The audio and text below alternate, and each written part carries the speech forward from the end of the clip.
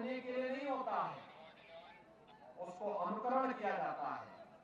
अनुकरण इस बात को लेकर के इतिहास हमें दिखाता है कि कहां पे गलती हुई और इस गलती का परिमार्जन हमें कैसे करना है।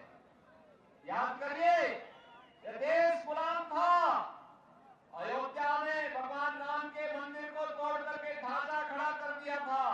देश स्वतंत्र हुआ, राम भक्तों ने गुलामी के ढांचे को हटा करके जो मार्ग प्रशस्त किया, आज डबल इंजन की सरकार यूपी में आई, राम मंदिर के निर्माण का मार्ग प्रशस्त हो गया।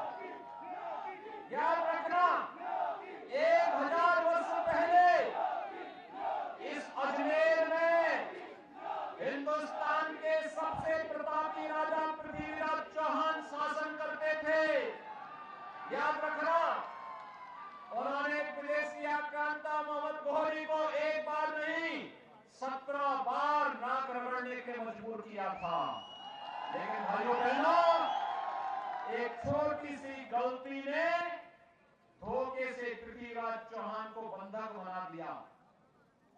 जिस राजा ने 17 बार उस धोखेबाज को माफ किया था, उस विदेशी गद्दार को माफ किया था, उसको एक बार अवसर मिला, उसने पृथ्वीराज चौहान के साथ किस प्रकार का व्यवहार किया था, यह किसी से छुपा हुआ नहीं। इतिहास हमें बार बार इसके लिए कहता है।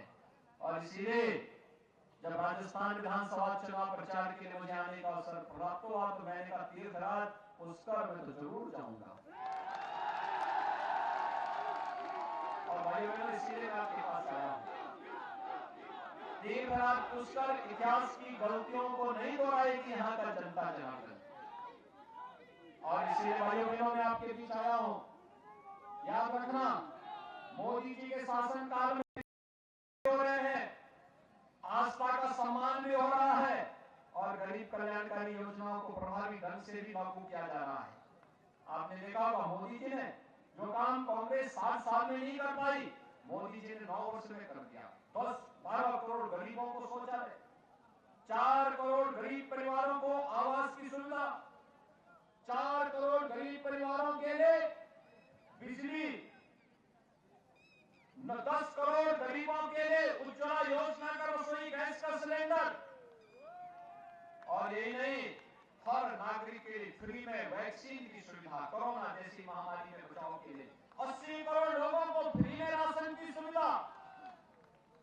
ये काम कांग्रेस कभी नहीं कर पाई। कांग्रेस के लोगों को तो अवसर जब मिलता है तो सत्ता को ऐसा नोचते हैं जैसे न जाने कब से भूखे हों। और माफिया, भ्रष्टाचार, आतंकवाद, तुष्टीकरण, ये सब कांग्रेस की प्रवृत्ति है। भाइयों बहनों, कांग्रेस आपकी आस्था का सम्मान नहीं कर सकती। क्या कांग्रेस रहती तो क्या अयोध्या में राम मंदिर का निर्माण हो पाता? क्या कांग्रेस रहती तो भाइयों बहनों इन गरीबों के मकान बन पाते? कांग्रेस रहती तो क्या यहाँ पर जो पवित्र सरोवर का पुनरुद्धार का कार्य वसुंधरा राजे जी की भारतीय जनता पार्टी सरकार के समय पूरा हुआ था, क्या वह कार्य कांग्रेस कर पाती? इनको तो अवसर बार बार मिला था, वे नहीं कर पाए। बीजेपी को अवसर मिला, बीजेपी ने करके दिखा दिया। और इसलिए भाइयों बहनों, विकास और समृद्धि भारतीय जनता पार्टी लाएगी। आस्था का सम्मान बीजेपी करेगी, आतंकवाद को नेस्तनाबूद भारतीय जनता पार्टी करेगी, तुष्टीकरण की नीति को भी भारतीय जनता पार्टी ने समाप्त किया। आप याद करिए, अगर बीजेपी होती तो क्या कन्हैयालाल की निर्मम हत्या होती? क्या बलादेव की हत्या होती? क्या आप देख रहे होंगे, यहाँ माफिया पनप रहे हैं, यूपी में माफिया की छाती में बुलडोजर चढ़ रहे हैं, देख रहे हैं ना?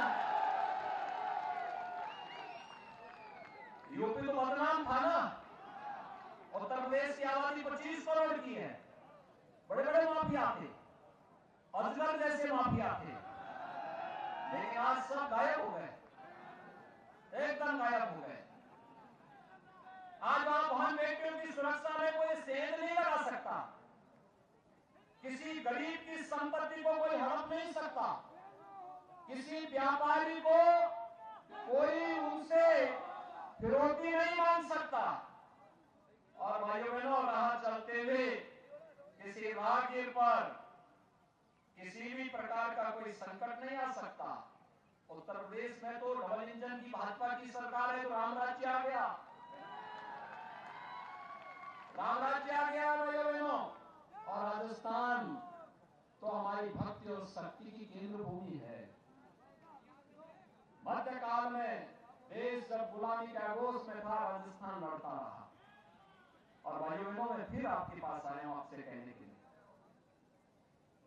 लोग कहते थे ना, कांग्रेस के लोगों को संदेह था कि अयोध्या में राम मंदिर नहीं बन पाएगा, इसलिए कांग्रेस ने अपने शासनकाल में जब केंद्र में सरकार थी तो क्या कहती थी? कहती थी राम और कृष्ण हुए ही नहीं।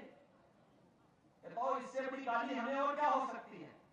हमारे आराध्य देवों के अस्तित्व पर इन्होंने प्रश्न खड़ा करके सत्य सनातन हिंदू धर्म को ही अपमानित किया है। भाइयों बहनों, मैं आज आपसे कहने के लिए आया हूं, हमने तब भी कहा था रामलला हम आएंगे, मंदिर वहीं बनाएंगे। हमारे पूज्य संतों ने तब भी आह्वान किया था, रामलला हम आएंगे,